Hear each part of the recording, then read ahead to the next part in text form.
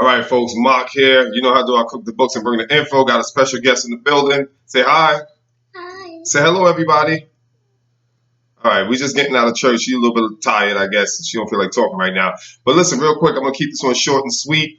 Just some practical advice. Alpha males, specifically speaking to alpha males out there. Men who are winning, who are taking care of their families, men who got responsibilities and got a lot at stake, so can't afford to be doing, getting involved with nonsense. Now, recently is not recently, but like maybe 8 or 9 months, sometime now, I was being humiliated by an in-law, a 39, 38, 40-year-old man that was harassing me, provoking me, disrespecting me, and I took L's. I took one, two, three, four. I took about 4 or 5 L's. Now, I'm not gonna lie to you, as an alpha male myself, it ate away at my pride, my ego, my manhood. I felt somewhat emasculated. I took a lot of L's. I took a lot of disrespect. Right here, folks. This was my thinking, right? Daddy's got to be here so that she's okay. Daddy can't be sitting in prison or in jail wondering what's going on with her, right? So I took a lot of L's, and I just want to say to the men out there, not boys to men, or not men with boy mentality that would laugh, take subtle shots and jabs at my. What I want to say is this: we got to take L's, fellas, if you're winning, right? If you got a lot at stake, right? A lot being right here, a lot. If you have a lot at stake, you got to be willing to take some L's, right? And it's interesting because I work on Wall Street. I work on Wall Street, and I'm in the office last week, and I work with guys who are stand-up guys. These guys are men, meaning stand-up men, successful men, alpha males in their own right. They got families, etc. And one of them and I, we were talking just about life in general, about the market and business and everything like that. And he said to me randomly, and I believe this was God using him to kind of speak to me. He started telling me about some stuff he's going on with his in-laws, his wife's brothers and cousins and family members, and how he takes care of everybody, right? He takes care of them all, but yet they're always disrespecting him and just violating him. And he tells me that he takes it. He takes it because of his wife. I think he said they got 3 kids, and a beautiful house out in Jersey, and so he said he takes it, but he says he couldn't take it anymore, and he finally just cut everybody off, and it's just him and his wife and his kids. He let the wife know, in-laws, her family members are no longer welcome. It's just done. And when he said that to me, I saw that as God telling me, you're not the only one, right? You're not the only one. Then he tells me about a story. He's out with his sons and his son's friends or whatever. Some guy and his son gets into it, and all right, shh, all right, boo. He gets into it with the guy, and the guy wants to fight him, and he says he walks it off. He tells the guy, you know what, whatever, and walks it off with picks his kids and walks off. And he's telling me this, and he's telling me, Marlon, I got way too much to lose. He said 10 years ago I would have fought the guy. Now I just got too much to lose. F this guy. This guy's probably a loser. And he just starts telling me this stuff randomly. It wasn't provoked. It was just a random, maybe it was just on his chest and he wanted to get it off.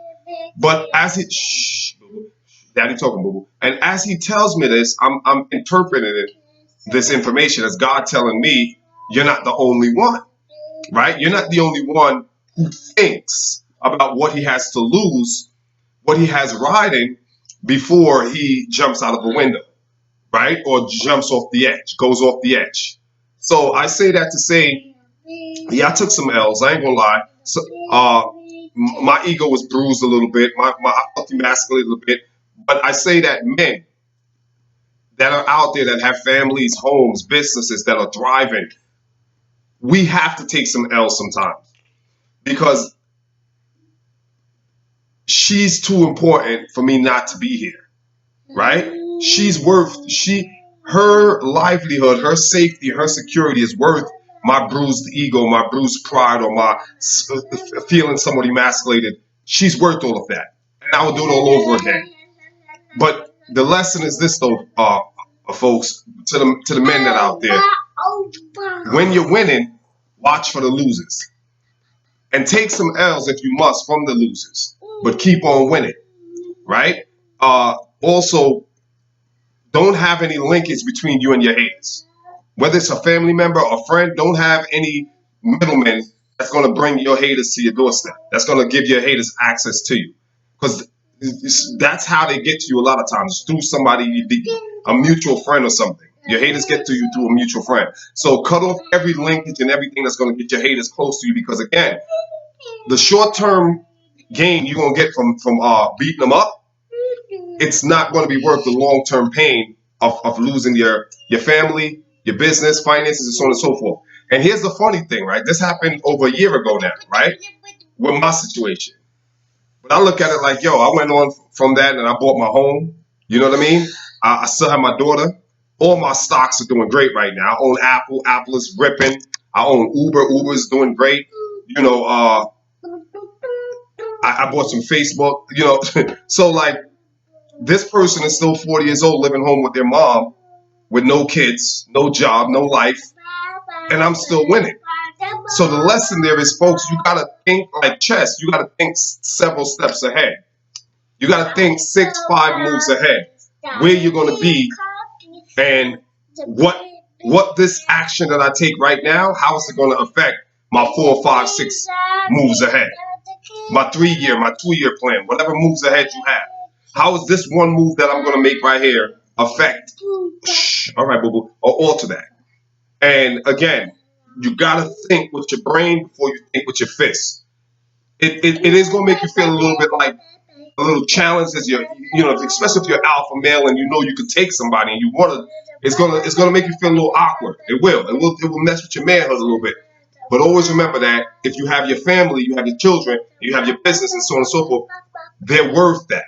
They're worth you feeling a little uncomfortable about your pride and your ego and all that. It's worth it, because in the long run, you're going to be still winning. The haters are still out there hating, and they only hating on you because you're winning. So you're doing something right. So just don't ever let nobody throw you off your game. Don't let them throw you off your character, take you out of character, and throw you off your game and sabotage your life. Keep winning and never stop winning. Till next time, Mark here, cooking books, bringing info. Peace. Say bye, everybody. Bye, everybody. That's it.